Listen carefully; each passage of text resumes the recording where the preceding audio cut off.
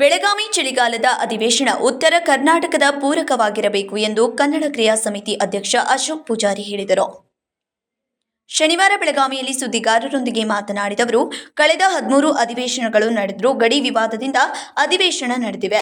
ಸರ್ಕಾರ ಈಗ ನಡೆಸುತ್ತಿರುವ ಅಧಿವೇಶನ 14ನೆಯದು. ಇದು ಉತ್ತರ ಕರ್ನಾಟಕದ ಮಹದಾಯಿ ಯೋಜನೆಯ ಬಗ್ಗೆ ಏನು ನಿರ್ಧಾರ ತೆಗೆದುಕೊಂಡ್ರೂ ಈ ಭಾಗದ ಜನರು ವಿಶ್ವಾಸ ಗಳಿಸಬೇಕು ಎಂದರು.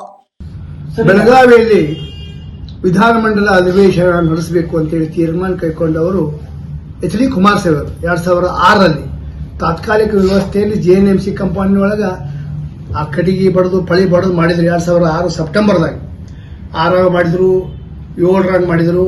ಅಲ್ಲಿಂದ ಇಲ್ಲಿವರೆಗೆ 13 ಅಧಿವೇಶನ ಅದು 2012ರಿಂದ ಈ ಸುವರ್ಣ ವಿಧಾನಸೌಧ ಆಗಿದ್ದು. ಈಗ ನಡೆದದ್ದು 14ನೇ ಅಧಿವೇಶನ. ನಾವೇನು ಹೇಳ್ತಾ ಇದ್ದೀವಿ, ಬೆಳಗಾವಿಯಲ್ಲಿ ಅಧಿವೇಶನ ನಡೆದು ಎದ್ರ ಸಲುವಾಗಿ ಅಂದ್ರೆ ಇಲ್ಲಿ ಗಡಿಯವಾದ ಪ್ರಕರಣ ಹಿನ್ನೆಲೆಯಲ್ಲೇ ನೀವು ಅಧಿವೇಶನ ಮಾಡತ್ತಾರೆ, ಅದ್ರಾಗೇನು ಎರಡು ಮಾತಿಲ್ಲ.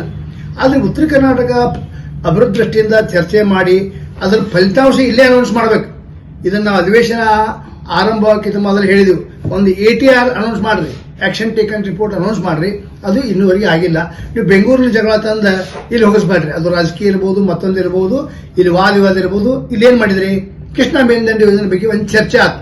ಅದ್ರ ಬಗ್ಗೆ ಏನು ಒಂದು ದೃಢವಾದ ಕ್ರಮ ತಗೊಂಡ್ರಿ? ಮಹದಾಯಿ ಯೋಜನೆ ಐತಿ, ಅದ್ರ ಬಗ್ಗೆ ಏನ್ ತಗೊಂಡ್ರಿ? ಅದು ನಿರ್ದಿಷ್ಟವಾದ ಉತ್ತರ ಇಲ್ಲ. ಆದ್ರಿಂದ ನಾ ಏನ್ ಹೇಳ್ತಾ ಇದ್ದೇನೆ ಅಂದ್ರೆ, ಇಲ್ಲಿ ಬಂದು ನೀವು ಕಾಟಾಚಾರಕ್ಕೆ ಅಧಿವೇಶನ ಮಾಡ್ತೀರಿ, ನೀವು ರಿಸಲ್ಟ್ ಅನೌನ್ಸ್ ಮಾಡ್ರಿ ಸರ್ಕಾರದವ್ರು. ಅಂದ್ರೆ ಈ ಭಾಗದ ಜನತೆ ಏನಾಗತ್ತೆ, ಕನ್ವಿನ್ಸ್ ಆಗತ್ತೆ, ವಿಶ್ವಾಸ ಕೊಡ್ತೈತಿ. ಇಲ್ಲಿ ಅಧಿವೇಶನ ಆಗೋದ್ರಿಂದ ನಮ್ಗೆ ಇಂಥ ಫಲಿತಾಂಶ ಬಂತು ಅಂತೇಳಿ.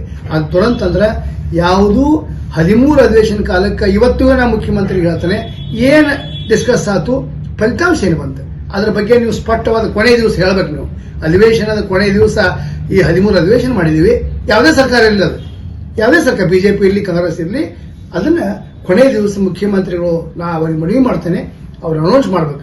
ಈ ಚರ್ಚೆ ಆಯ್ತು, ಇಷ್ಟನ್ನ ಫಲಿತಾಂಶ ಕೊಟ್ಟಿವಂತ. ಇಲ್ಲಾಂದ್ರೆ ಬೆಳಗಾವಿಯಾಗ ಅಧಿವೇಶನ ನಡೆಸೋದು ವ್ಯರ್ಥ. 20 ಕೋಟಿ ರೂಪಾಯಿ ಹೊಳೆ ಹುಂಚೆಯನ್ನು ತೊಳೆದಾಕದಂತೆ ಜನ ಭಾವಿಸಿದ್ರೆ ತಪ್ಪಿಲ್ಲ. ಅಧಿವೇಶನದ ಕೊನೆಯ ದಿನ ಉತ್ತರ ಕರ್ನಾಟಕದ ಬಗ್ಗೆ ಯಾವೆಲ್ಲ ಚರ್ಚೆ ಮಾಡಿದ್ದೀವಿ ಎನ್ನುವ ಕುರಿತು ಜನರಿಗೆ ಮಾಹಿತಿ ನೀಡಬೇಕು ಎಂದರು. ಸಂಕಲ್ಪ ಶಿಂದೆ, KMM ಕನ್ನಡ ನ್ಯೂಸ್, ಬೆಳಗಾವಿ.